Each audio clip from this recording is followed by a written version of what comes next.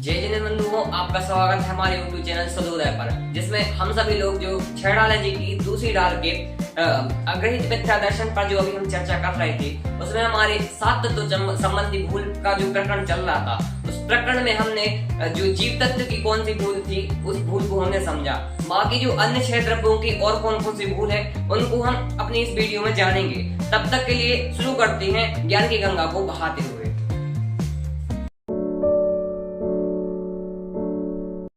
तो बंधुओं, इसमें हम चौथे श्लोक पर अपनी चर्चा शुरू करेंगे, जिसमें मिथ्या दृष्टि के शरीर आदि पर पदार्थों के प्रति उसकी कौन सी भूल है उसको बताएंगे। उसके पहले सबसे पहले शुरू करेंगे मंगलाचरण के साथ। 3 भुवन में सार वीतराग विज्ञानता, शिव स्वरूप शिवकार नमो योग समान के। इसमें बताते हैं, कहते हैं कि मैं सुखी दुखी मैं रंग राव, मेरे धन ग्रह गोधन प्रभाव, मेरे सुतिथिये में सबल दीन, वे रूप सुभग मूरख प्रवीण। इसमें वो बताते हुए कह रहे हैं, मैं सुखी दुखी मैं रंग राव, मिथ्या दृष्टि के शरीर आदि पर पदार्थों में कौन सी बुद्धि है, ऐसा बताने के लिए वो कह रहे हैं मैं सुखी दुखी मैं रंग राव।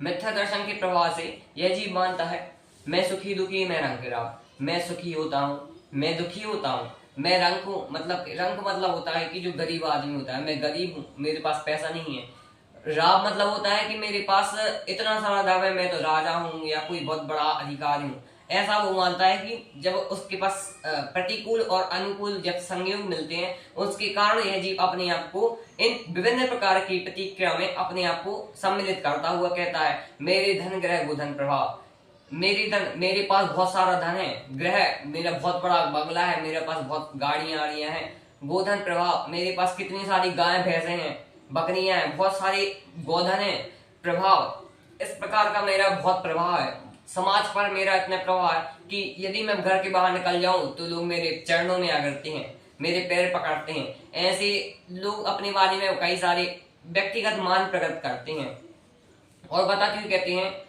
यह क्या हुआ कि उसने बताया कि इतनी सब क्वालिटीज मेरे अंदर हैं, तो इसमें उसने अपना घमंड कर लिया। उसके बाद बताते मेरे सुतिथिये में सबल दीन, अर्थात मेरे पुत्र है सुतिथिये में सबल दीन, बेरूप सुभग मूरख पीढ़ी। मैं बताता हूँ मेरा पुत्र है, मेरी स्त्री है सबल दीन, मैं बहुत ज्यादा बलवान हूँ। ऐसा उसने कई सारे इसमें अपने मान कर लिए, बेरूप सुभग मूरख पीढ़ी, और मैं निर्बल हूँ, मैं क्रूर हूँ, मैं सुंदर हूँ, मैं मूर्ख हूँ, मैं चतुर हूँ, इत्यादि प्रकार के और कई सारे इसमें जो नॉन क्वालिटियां होती हैं, मतलब कि और जो कौन कौन से दोष होते हैं या गुण होते हैं, उनको जीव अपना मानता है कि इत्यादि सब प्रकार की मेरे अंदर क्वालिटीज हैं, जबकि वास्तविकता में जीव की नहीं है।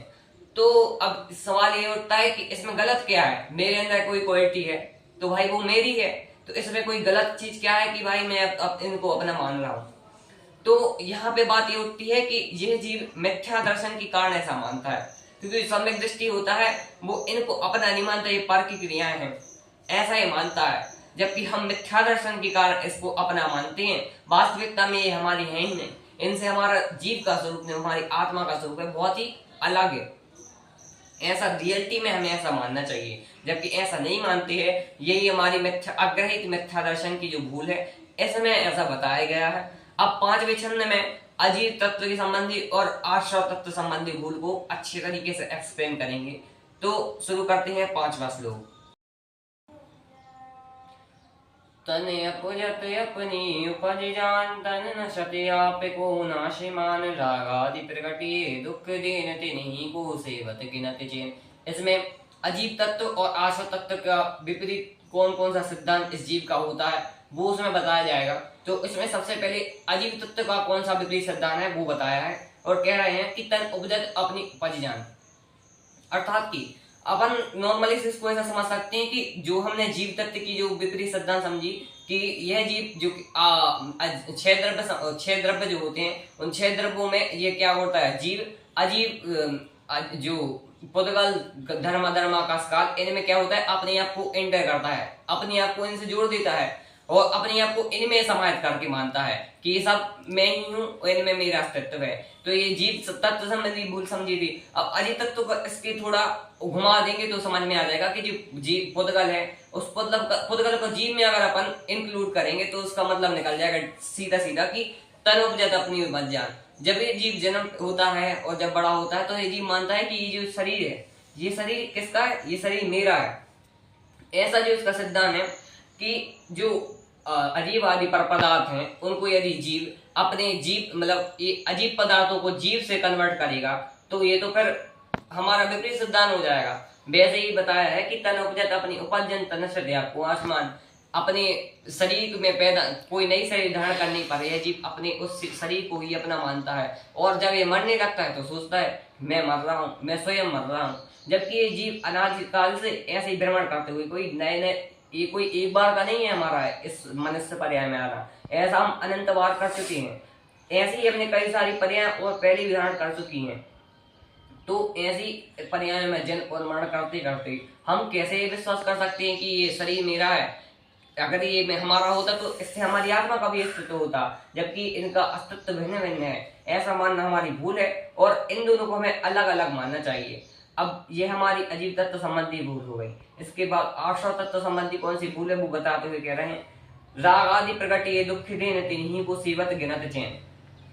अर्थात आश्रव का मतलब क्या होता है कि आत्मा में राग और द्वेष करना, वह आश्रव तत्व संबंधी आश्रव तत्व होता है। आश्रव तत्व में राग और द्वेष की मुख्य भूमिका होती है। तो इन राग और द्वेष में हमें क्या होता है कि इनसे अपनी आत्मा को पृथक रखना चाहिए, राग और द्वेष नहीं करने चाहिए। जबकि ये जीव क्या करता है कि जब इसको कोई अनुकूल संयोग मिलते हैं, मतलब बहुत हैप्पीनेस फील होती है, तो ये क्या करता है कि राग करने लगता है। उस चीज में राग करने से क्या होता है कि ये उसको अपना मानता है, राग करता है। और जब कोई चीज क्या होता है कि इसको बहुत बुरी लगती है, अच्छी नहीं लगती, प्रतिकूल संयोगों में इसको द्वेष होने लगता है। तो ऐसी राग और द्वेष की उपस्थिति में यह जीव राग और द्वेष करता है। राग और द्वेष करने से इस जीव का जो जीवत्व पना है, मतलब ज्ञान दर्शन पना है, उसको घात होता है और सम्यक दर्शन से उतना ही दूर होता जाता है। तो ऐसे ही हमें इन राग और द्वेष से दूर होना है। यह हमारे आश्रय तत्व संबंधी भूल हो गई। इस प्रकार की जीव और आश्रय तत्व संबंधी भूल है। अब बंध और संवर तत्व की कौन कौन सी भूल है वो छठवें छंद में बताई जाएंगी। तो शुरू करते हैं छठवां छंद। तो बंध और संवर तत्व को छठवें श्लोक में बताते हुए वो कहते हैं, शुभ अशुभ बंध के फल मझार रति अरति करें निज पद विसारे आत्म हित हेतु विराग ज्ञान ते रखे आप को कष्ट दान। इसमें वो बताते हुए कह रहे हैं शुभ अशुभ बंध के फल मझार, अर्थात कि जो भी हमने समझे राग और द्वेष वगैरह वो, तो ऐसे इनकी फल में नॉर्मली अगर हम बंदे की परिभाषा जाने तो कहा जाता है कि कर्मों का आकर रुक जाना, उसको बंद कहा जाता है। तो ऐसे शुभ और अशुभ बंद के मतलब कि जीव की जो क्रियाएं होती हैं उन क्रिया के द्वारा इसको शुभ और अशुभ बंद होता है। उस बंद में यह दोनों प्रकार की रुचि करता है। एक तो उसमें हर्ष मानता है और दूसरा विषाद करता है। ऐसी जीव के साथ स्थिति होती है।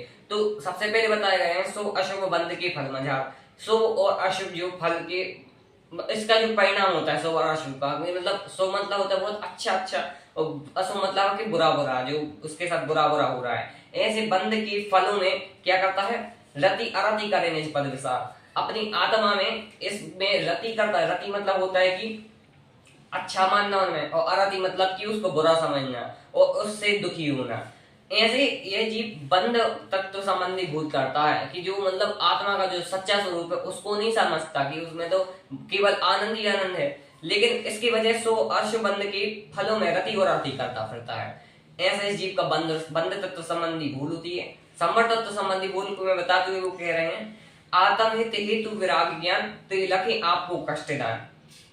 अब बताते हैं, कह रहे हैं अब नॉर्मल से इस संवर तत्व का मीन होता है, इसकी परिभाषा बताई गई है कि आत्मा में जो राग द्वेष के परिणाम है इनको हटाकर क्या करना, इनसे भिन्न अपनी आत्मा में क्या करना, जो परिणाम है किसकी, अपनी आत्मा के परिणाम है उनको समझना।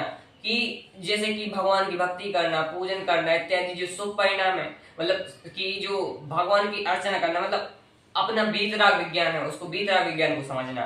वह इस जीव को बुरा लगता है। आत्महित विराग ज्ञान, अपनी आत्मा के वास्तविक हित रूपी जो वीतराग विज्ञान है उसको नहीं समझ करते ताकि आपको कष्टदान, उसको ये बुरा समझता है कि अब इसको जो बुरी चीजें होती है वो तो सब अच्छी लगती हैं, अपेक्षाकृत जो वीतराग विज्ञान है वो वीतराग विज्ञान को कष्टदायी लगता है। वीतराग विज्ञान में जो कई सारे नियम धर्म वगैरह जो होता है वो उसको बुरा लगता है, वो उस पर पालन नहीं होता है, तो अन्य चीजें इसको हितकर लगती हैं। ऐसे इस जीव का संवर तत्व संबंधी विपरीत सिद्धांत होता है। इत्यादि प्रकार से हमने जीव अजीव आश्रव बंध और संवर तत्व संबंधी भूलों को समझा। तो अब हमारी जो 2 और भूलें बची हुई हैं उनको हम अपनी अगली वीडियो में जानेंगे। तब तक के लिए आप सभी को जय जिनेंद्र। और अब हम अगली वीडियो में चर्चा करेंगे अन्य जो हमारे तत्व बचे हुए हैं उन पे हम चर्चा करेंगे। सभी को जय जिनेंद्र।